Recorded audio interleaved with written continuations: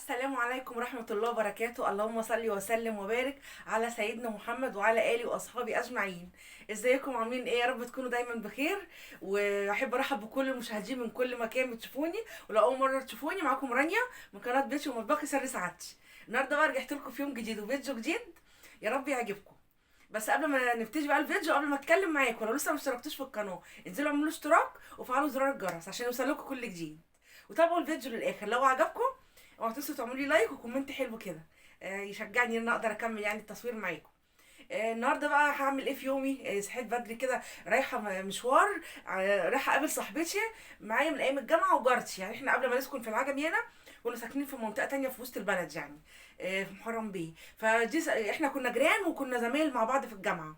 فبقالي سنين كتير ما شفتهاش، وهي اتجوزت بقى وراحت القاهره. فالنهارده هي عند مامتها بقى ايه في وسط البلد يعني. فانا لابسه كده بقى ورايحه اقابلها النهارده، فقلت اوريكم لبسي والجاكيت ده انا كنت شارياه، فقلت اوريكم بقى وانا لابسه كده ونازله. تعالوا بقى نبتدي الفيديو بتاعنا، وتعالوا اوريكم اللبس بتاعي اللي انا نازله بيه. ولبست البنطلون الجديد اللي انا كنت شارياه برده وريته لكم، واسع وجميل ومحترم كده. والجاكيت ده برده كنت شارياه. فانا هوريكم بقى اللبس كله بتاعي قبل ما انزل. يلا بينا، يلا بينا. شفتوا بقى يا جماعه البنطلون؟ بصوا طلع واسع ازاي وحلو ومحترم. البنطلون اهو اللي انا كنت شاريه معاكم، والجاكيت ده بصوا حلو ازاي. طقم حلو ومحترم، ايه رايكم فيه؟ قلت اوريكم بقى الطقم كده قبل ما انزل. بصوا الميك اب بتاعي، بصوا رقيق كده وبسيط يعني. هوريكم بقى ايه الشنطه اللي انا همسكها. الشنطه دي انا لسه جايباها ايه من عند ابو هنديه بقى، لسه ما مسكتهاش، اول ماسكه بقى النهارده. دي ب 180 جنيه. بصوا عامله ازاي، بس جلدها حلو عجبني. ابو هنديه بقى ده اللي في المنشيه. قلت بقى ايه، انا رايحه اقابل صاحبتي نيره النهارده، غاليه على قلبي وشفتهاش بقالي سنين، لازم امسك بقى احلى حاجه عندي. بصوا هنا في سوسته كده،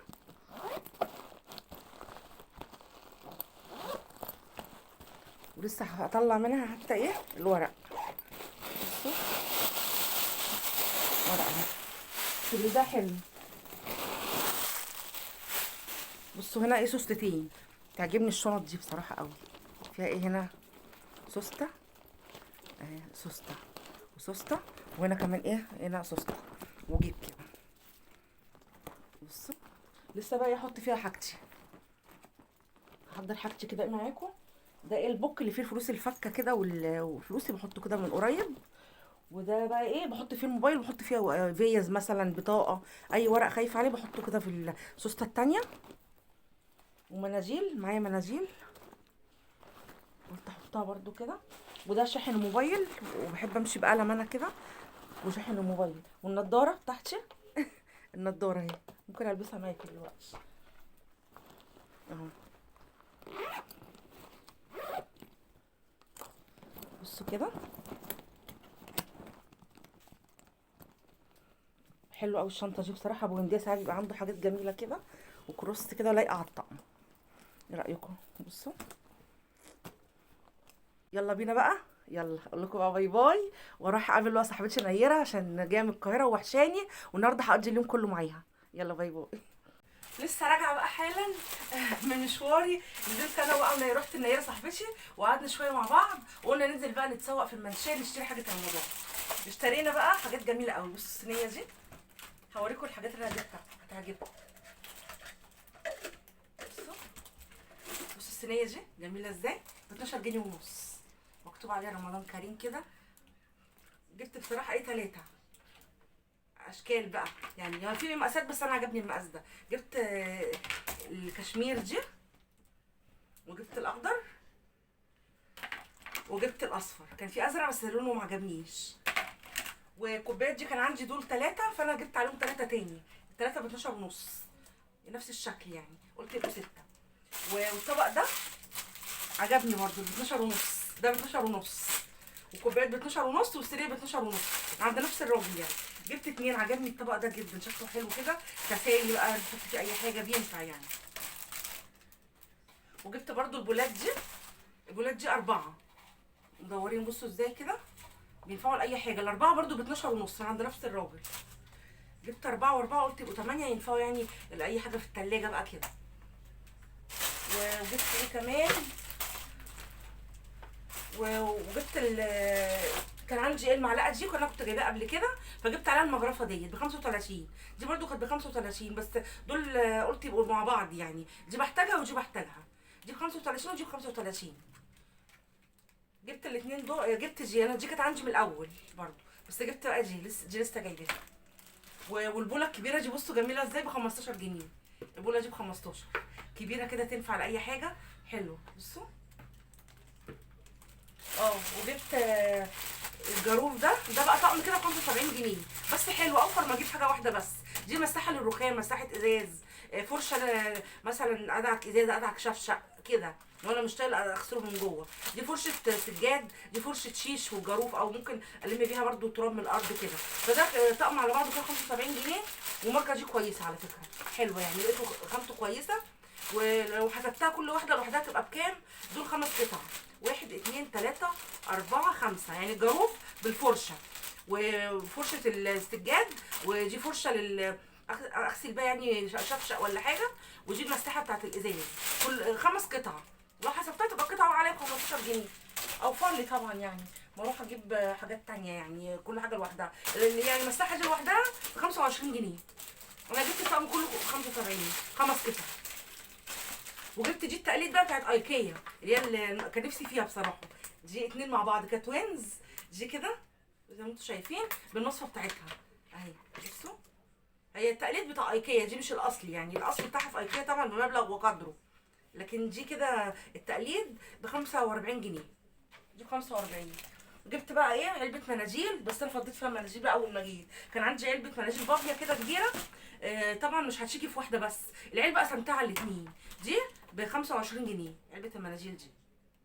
برضو مكتوب عليها هنا رمضان كريم، بصوا شكلها جميل قوي، وهنا ليها باب بيتفتح عشان نحط المناديل من هنا يعني كده، مكتوب عليها رمضان كريم، وهنا رمضان كريم. جبت بقى 2 بصراحه، قلت واحده احطها في الصالون، واحده احطها في اوضه النوم. هنا برضو جي، بصوا شايفين شكلها حلو قوي. دي مشترياتي بقى، جبتها، نزلت انا وصاحبتي من هنا في المنشيه، فما اقدرش ما اشتريش. ومشتريات جميله قوي عشان خاطر شهر رمضان، كل سنه وانتم طيبين وبخير يا رب. انا هنا بقى ورقه المشتريات وانا لسه راجعه. تعالوا نشوف هو هنعمل اكل ايه النهارده.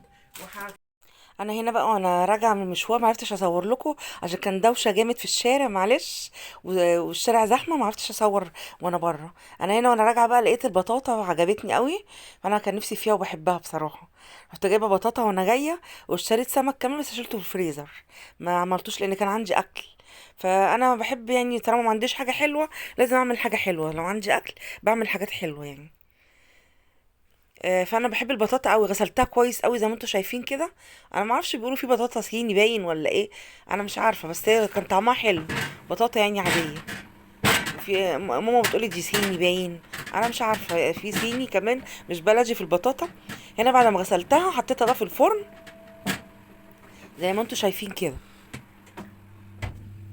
انا ما عرفتش اصور لكم في الشارع عشان الزحمه بقى. بصوا بقى هنا طلعت البطاطا، بصوا بقت حلوه ازاي. بس انا قطعتها بسكينه بصراحه، شرحتها كده شرايح عشان تستوي، لقيتها بصوا كانت جامده، شرحتها كده بالسكينه عشان تستوي، واستوت بصوا بقت جميله. اتفضلوا معايا. عملت بقى النهارده بطاطا لان كان عندي اكل. ف وهشوف هعمل ايه تاني بقى. تعالوا نشوف هنعمل ايه تاني. انا قلت اوريكم البطاطا بعد ما استوت، ولازم قبل ما تدخلوها الفرن لازم تشرحوها بالسكينه كده خطين كده عشان تستوي بسرعه، يعني ما تاخدش معاكم وقت في السوا. واستوت بصوا بسرعه ازاي، بقت جميله. تعالوا نشوف بقى هنعمل ايه كمان. بسم الله الرحمن الرحيم. نيجي بقى هنا عند الطريقه التانية اللي احنا هنعملها. هنعمل ايه؟ هنعمل كيكه، الكيكه الحمراء واللي انا عملتها قبل كده يعني. ده هنا كوبايتين دقيق، الكيكه الحمراء، كيكه الريد فيلفت انتوا عارفينها. ودي الصينيه اهي. اول حاجه هنزل الصينيه قبل ما اقول لكم المقادير. رشه زيت كده صغيره،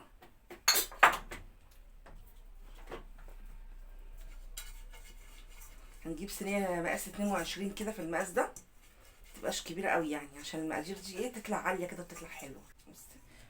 تدهني كل الجوانب كده زي ما انت شايفه.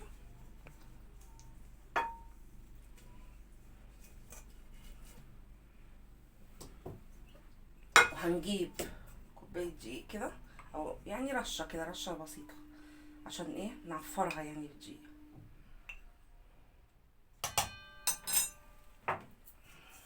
كده. لازم بس قبل ما بتيجي في الشغل لازم تحضير الشغل. بصوا كده.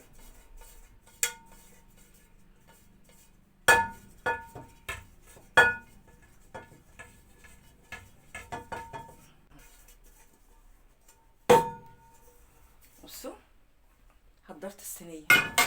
نيجي بقى هنا عند المقادير. انا هنا عندي كوبايتين دقيق، كله بنفس الكوبايه، يعني نفس الكوبايه دي بعير بيها كل حاجه اهي. هحط لها رشه ملح كده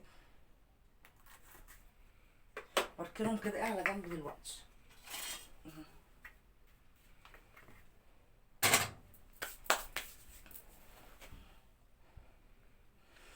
هنا بقى عندي كوبايه الا ربع لبن زي ده،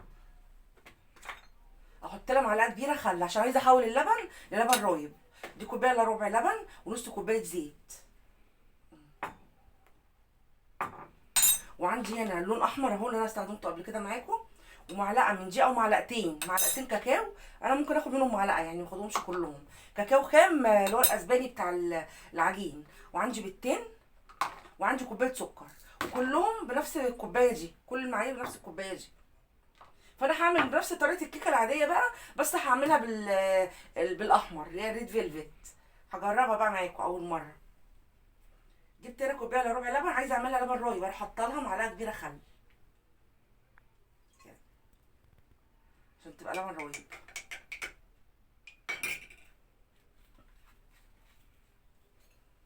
يبقى هنا عندي اللبن ان هو حولته لبن رايب، وعندي نص كوبايه زيت ذره او عباد، لازم زيت يكون نضيف.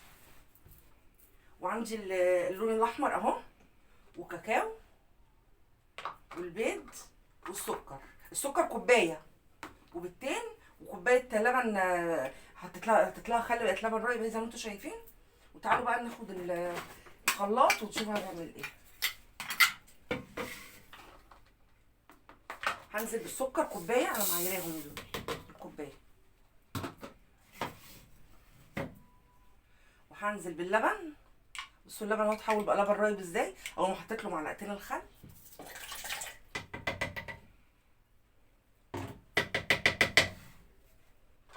ودي الكاكاو. انا نسيت احط اللون، معلش بقى نحطه دلوقتي اهو. وحطينا اللون اهو، اللون بيتحط مع اللبن كمان. بصوا اتحولت بقت حمرا ازاي اهي. حطيت اللون في الخلاط برده، ممكن كنت احط اللون مع اللبن يعني عادي مش هتفرق. والزيت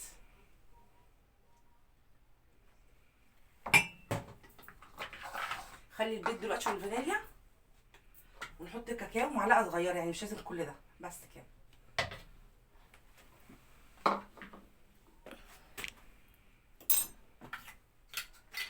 هنضربهم بقى في الخلاط، وبعد كده ضربتين، وبعدين نحط البيض والفانيليا.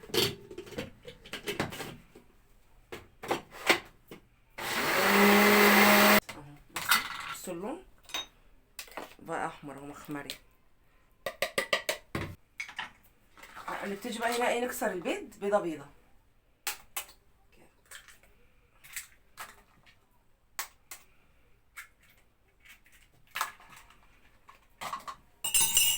وهنحط بقى رشه فانيليا، رشه صغيره كده فانيليا عشان دي خام ما تمررش.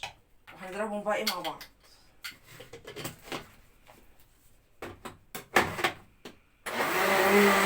انا هنا جبت بقى كوبايتين دي بعد ما ضربت كل الخليط السايل ده. بس نحط بقى البيكنج باودر، او تنسوا البيكنج باودر، معلقه كده كبيره بيكنج باودر او باكو، يعني لو عندك باكو حطي باكو. حطيت البيكنج باودر على كوبايتين الدقيق زي ما انتم شايفين، وهننزل عليهم بقى بالخليط السايل اللي احنا ضربناه. بصوا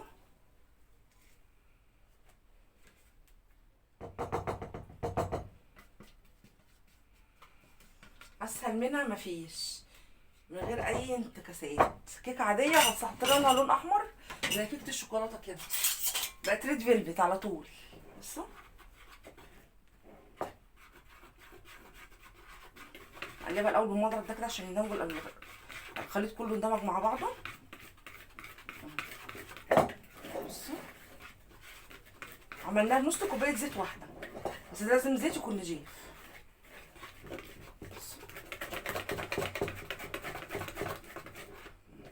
عشان ميبقاش فيه اي تكتلات ولا حاجه مكلكعه ولا اي حاجه.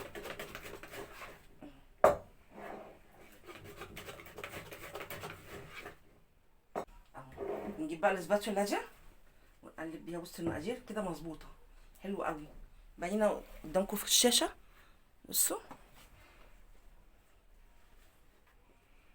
نحطها بقى في الصينيه اللي احنا دهنينها، اللي احنا دهناها زيت ورشيناها كده بدقيق. هننزلها بقى كده المقادير.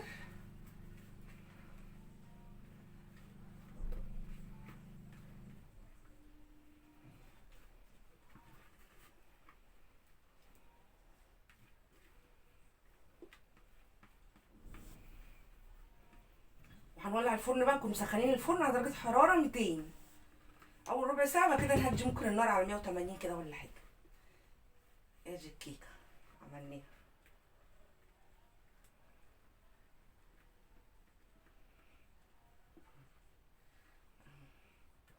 الاسباتشولا دي مبقاش فيها اي حاجه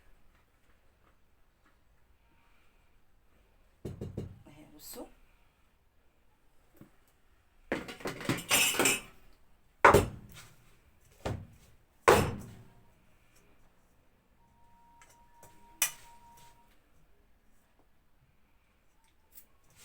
جميل ده، حلو اهي. بصوا بقى، شفتوا؟ هندخلها بقى الفرن. هنا بصوا بقى الكيكه اهي. هنا بقى ايه، ولعت انا الفرن على درجه حراره 200 نص ساعه. الفرن سخن. بصوا بقى الكيكه كده، ما ينفعش نفتح عليها، هي ريحه طلعت كده بس لسه ما عداش النص ساعه. احنا هدينا النار بعد اول تلت ساعه كده، عملناها 180 بس لسه مش هستوي، مش هطفي عليها الا غير لما هو الجرس رن قدامكم. انا دلوقتي الجرس رن، اقدر افتح بقى كده واشوف استوت ولا لا. خلاص بقى هنا طلعت الكيكه من الفرن. بصوا بقى طلعت جميله ازاي، بسم الله ما شاء الله، سخنه والله لسه، بس هنقلبها يعني ان شاء الله. بصوا كده، بسم الله الرحمن الرحيم.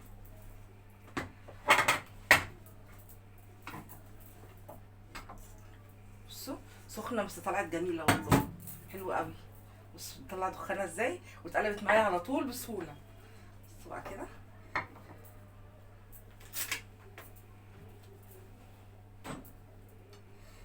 نقطع بقى الكيكه كده. هي سخنه شويه بس معلش كده،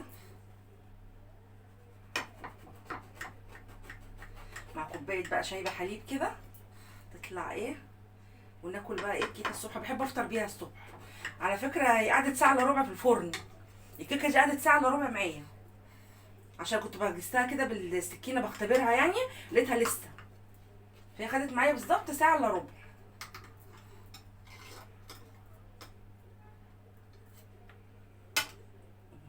بصوا بقى ايه، طلعت تحفه ولا مش تحفه؟ هي سخنه كمان كده، لو بردت كمان تبقى اسهل واسهل، بس انا بوريكم انا قلبتها ازاي وهي سخنه بسهوله، عشان انا دهنه الصينيه يعني، ورشها بالدقيق. بصوا بصوا،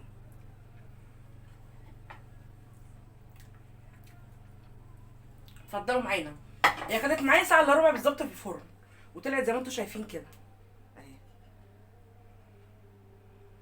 بصوا طريه ازاي وحلوه.